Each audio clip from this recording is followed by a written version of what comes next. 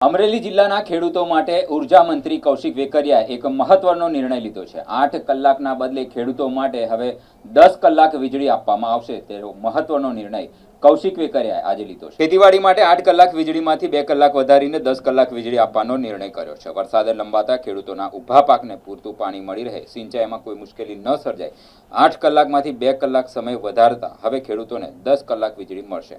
રાજ્ય સરકાર દ્વારા પ્રથમ અમરેલીમાંથી શરૂઆત કરી, જ્યાં માંગણી આવશે ત્યાં 2 કલાક વધારવામાં આવશે।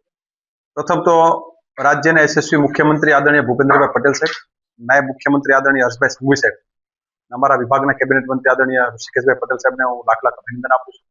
अत्यारे ચોમાસાની સિઝનમાં જે વરસાદ થોડો ખેંચાણો છે એમના કારણે ખેડૂતોને પાણ પાવાની જરૂરિયાત ઊભી થઈ છે।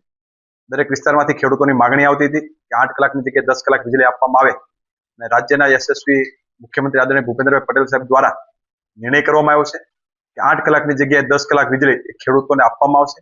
આજે ખાસ કરીને 10 કલાક વીજળી આપવાની શરૂઆત આજે અમરેલીમાં પણ થઈ ગઈ છે। આવી રીતે જ્યાં પણ માંગણી ઊભી થશે ત્યાં 10 કલાક વીજળી આપવાનો નિર્ણય જ્યારે મુખ્યમંત્રી સાહેબે કર્યો હોય ત્યારે મારી એમને હૃદયથી શુભકામના પાઠવું છું।